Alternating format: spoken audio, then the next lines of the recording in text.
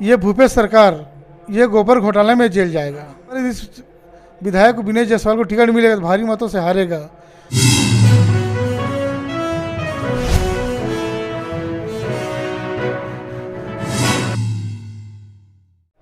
जय हिंद, जय भारत, जय जोहार, जय छत्तीसगढ़। मैं अमित कुमार और आप सभी का स्वागत है टीजीबी मीडिया में। और आज हम आए हैं मनेन्द्रगढ़ और हमारे बीच उपस्थित हैं पूर्व नगर पालिका अध्यक्ष धर्मेंद्र पटवा जी। सर्वप्रथम स्वागत है सर आपका। आपको मैं धन्यवाद देता हूँ टीजीबी इंडिया को, टीवी को। आपने आया, बहुत अच्छा लगा। अच्छा सर, मेरा पहला क्वेश्चन आपसे ये रहेगा, वर्तमान स्थिति जो है आपकी विधानसभा की अभी कैसी है? अभी वर्तमान में विधानसभा जो मनेन्द्रगढ़ विधानसभा की बात करूँ मैं, तो हमारे भारतीय जनता पार्टी के फेवर में पब्लिक है, क्योंकि जो अभी वर्तमान में विधायक ऐसे कोई कार्य नहीं किया, और जो अभी सरकार कांग्रेस की है भूपेश बघेल ने, उसमें तो ऐसे कोई जज्बा ही नहीं जो काम किया जो पब्लिक उसको बोले। जी। और जहाँ भी देखो ये इस सरकार में भ्रष्टाचार ही भ्रष्टाचार है। पूरे छत्तीसगढ़ रो रही इस सरकार को लाके लब लुभावन से ला दिया गया है। उन्हें इतना लालच दिया जनता को कि जनता ने लालच में आकर उनको वोट दे दिया, और वोट देने के बाद वो पछता रही है कि कहाँ से ये भ्रष्ट सरकार को हमने वोट डाल दिया। आने वाले समय में इनको पब्लिक सबक सिखाएगी। अच्छा, आगामी चुनाव है तो आपकी तैयारी कैसे इस बार?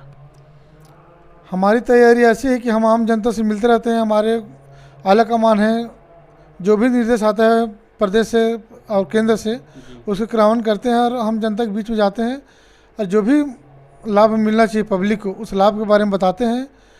और एक एक बिंदु पर हम पब्लिक से बात करते हैं और पब्लिक को समझाने का प्रयास करते हैं, और पब्लिक समझ भी रही है। क्योंकि भारतीय जनता पार्टी 15 साल थी सरकार, और ये 5 साल की सरकार को देखा है, तो मेरा मानना है कि ये भूपेश बघेल कहीं दूर दूर तक हम लोग के बीच में कहीं नहीं आ पाएगा। आने वाले समय में इसको पब्लिक उखाड़ फेंकेगी। अच्छा, जैसे इससे पहले आप जो है पूर्व नगर पालिका अध्यक्ष थे, तो आपके कार्यकाल में ज़्यादा कार्य हुआ है कि वर्तमान जो अध्यक्ष हैं उनके, आपके अनुसार? मेरे अनुसार से आप पब्लिक से भी पता कर सकते हैं। जी।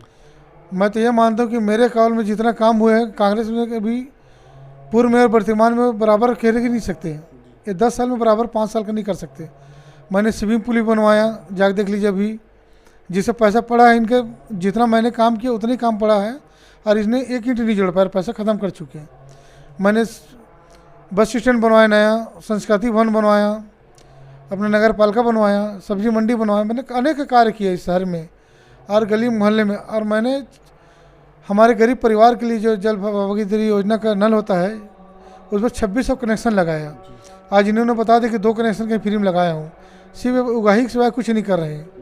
ये सिर्फ नगर पालिका भी भ्रष्ट में डूबा हुआ है।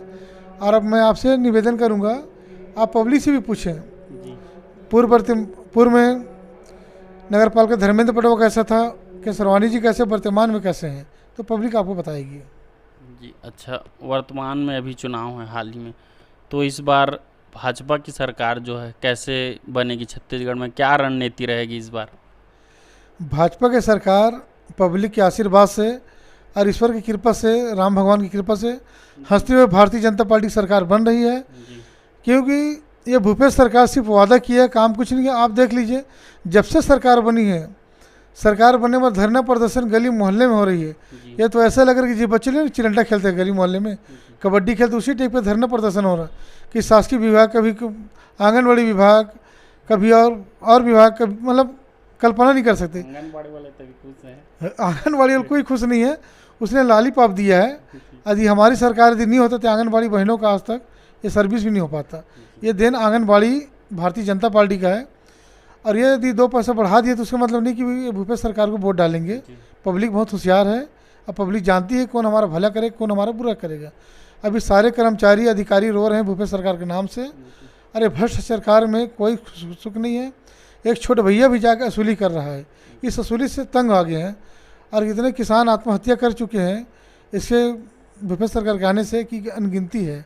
और डॉक्टरों को हाल देख लीजिए, वर्तमान में मनेन्द्रगढ़ में ही एक व्यक्ति का जान चली गई, वहाँ सुई धागा नहीं था।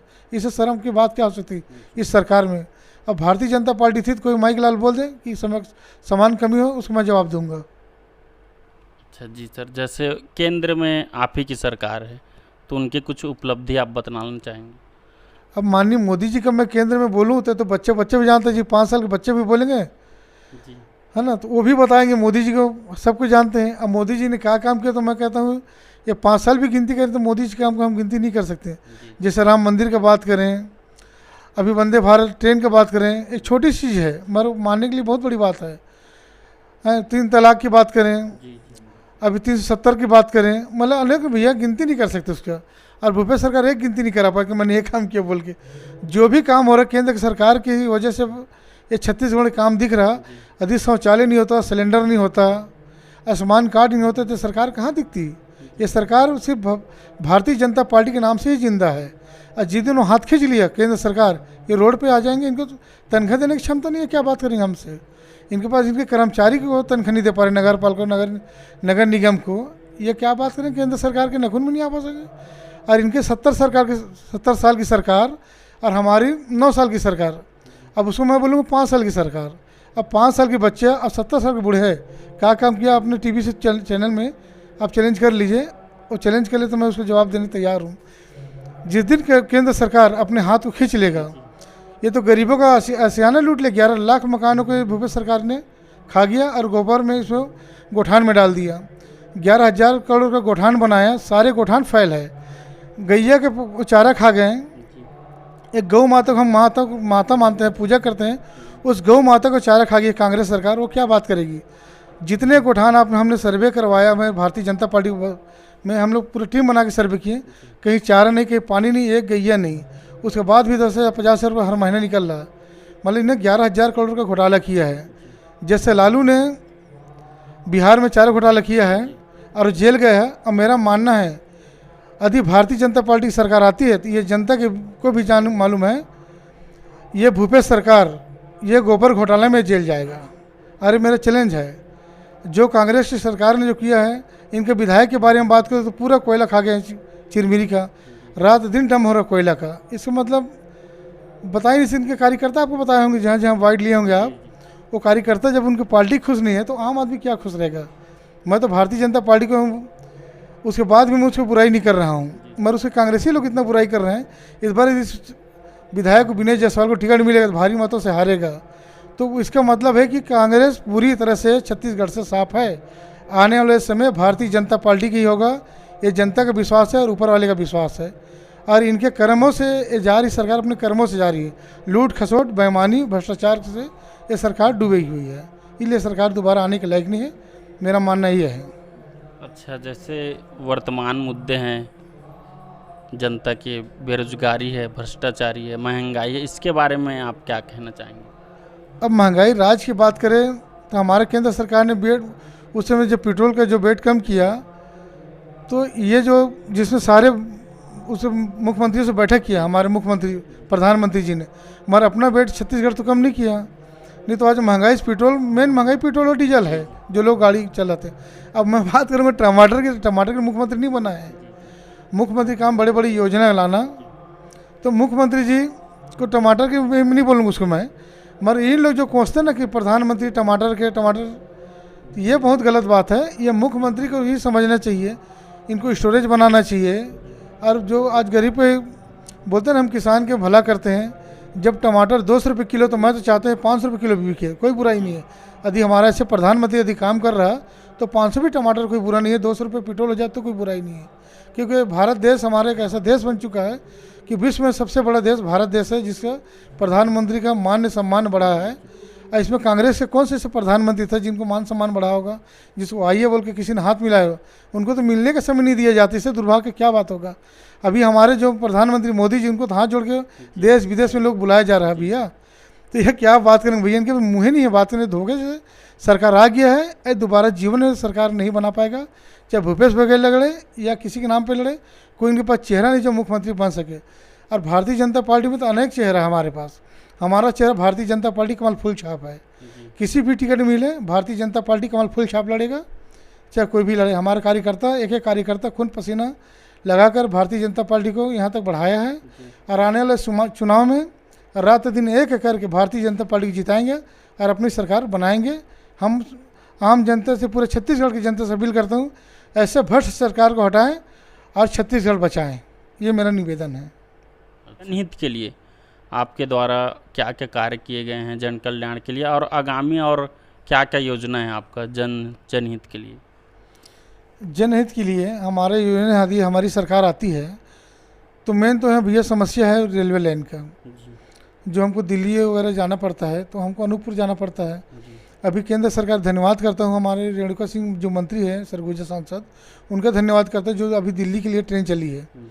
नहीं तो इनकी सरकार में तो हम लोग तो यहाँ से 80 किलोमीटर अनूपपुर है, वहाँ आना जाना पड़ता था। और हमारी सरकार ने, केंद्र सरकार ने अपना 60% जो पैसा होता राशि उसने दे चुका है, और ये राज्य सरकार अपना 40% पैसा अभी तक रेलवे लाइन के लिए नहीं दिया है। ये भी बहुत दुर्भाग्य की बात है। और ये बोलते हैं कि हम मेडिकल कॉलेज बनाएंगे। मेडिकल कॉलेज कैसे बना लेंगे? मेडिकल कॉलेज जब तक केंद्र शासन का है अनुमति भी ना बन जाए क्या? अब केंद्र सरकार पूरा पैसा भी दे दी, इनके पास जगह नहीं मिला इनको। अभी भूमि पूजन करने आते चरणदास महन जी सांसद बने हैं, सिर्फ इन्हों को सिर्फ गुमराह करना ही सीखे कांग्रेसी लोग। और भारतीय जनता पार्टी काम करता है, वादा कम करते काम ज़्यादा करते हैं। ये काम यदि 3 इंच काम करते बताते हैं 1 किलोमीटर का, और हम लोग यदि 5 किलोमीटर काम करते तो हम लोग कभी अपना गुणगान नहीं गाते, क्योंकि आम जनता देख रही भैया, समझदार है कि जनता आज की डेट में। तो सबसे बड़ा मुद्दा हमारा रेलवे लाइन। यदि हमारी सरकार बनती है तो राज्य की सरकार और केंद्र सरकार दोनों डबल इंजन बनेगा, तो मेरा पक्का विश्वास है कि बहुत विकास होगा। जो विकास अभी 15 साल से थोड़ा बहुत कमी रहा होगा वो भी काम पूरे करेंगे, और आने वाले समय में जो जनता का मांग हो उसको हम पूरा करेंगे। अच्छा जी सर, मेरा अब अंतिम क्वेश्चन आपसे ये रहेगा, आपका चुनावी सफ़र कैसे रहा? कहाँ से आपने स्टार्ट किया था? मैं भारतीय जनता पार्टी में सन 2006 से जुड़ा हूँ। एक छोटा से कार्यकर्ता के रूप में काम किया। अब भारतीय जनता पार्टी के में एक अच्छाई है, वो छोटा बड़ा नहीं देखता, वो काबिलियत देखता है और काम करने के ढंग को देखता है। वो अपने परिवारवाद नहीं चलाते। हमारे यहाँ बिल्कुल परिवारवाद नहीं चलता। जो अच्छा कार्यकर्ता है जैसे काम करेगा उससे उसको परफॉर्मेंस रहेगा, उसको इनाम मिलता है। हमारे यहाँ कार्यकर्ताओं को जबरदस्त सम्मान है भैया। ये आज कांग्रेस में देख लीजिए, आज 55 साल 50 साल 40 साल से काम कर रहे हैं, एक टिकट के लिए लड़ाई हो रहे हैं। हमारे भारतीय जनता पार्टी में हम लोग कभी टिकट के लिए लड़ाई नहीं होते, क्योंकि हमारा जो संगठन है वो सब वो देखती है। हमारे संगठन में अनेक आँख है, वो काम करने वाले कार्यकर्ताओं को पहचानते हैं और उसको उस जगह में सम्मानजनक उसको पद दिया जाता है। तो मेरा सफ़र बहुत छोटा कार्यकर्ता के रूप में हुआ था, और मुझे भारतीय जनता पार्टी ने नगर पालिका का कुर्सी दिया, सीट में दिया, और मैं नगर पालिका चेयरमैन बना, जनता का आशीर्वाद और पार्टी का आशीर्वाद से। और मैंने जिला का विधायक निभाया, और लोकल में मैंने मंडल के रूप में भी कार्य किया। और आने वाले समय में मैंने भी विधानसभा की तैयारी कर रहा हूँ। भारतीय जनता पार्टी के यदि आशीर्वाद रहा मेरे पार्टी का, जैसे उनको गाइडलाइन रहेगा मैं उस गाइडलाइन में काम करूँगा। टिकट मिलेगा ठीक, नहीं मिले तो जिसके लिए मिलेगा तो हम पार्टी के लिए काम करेंगे, कोई व्यक्ति के लिए काम करना नहीं है। भारतीय जनता पार्टी कमल फूल छाप के लिए काम करना है, कार्यकर्ता के रूप में। अच्छा जी, धन्यवाद सर, आपसे बात करके बहुत अच्छा लगा, और आपका कीमती समय देने के लिए बहुत बहुत धन्यवाद। तो साथियों, हमारे बीच थे धर्मेंद्र पटवा जी, और ऐसे ही न्यूज़ और ऐसे ही खबर के लिए बने रहें टीजीबी मीडिया के साथ। मैं अमित कुमार, धन्यवाद।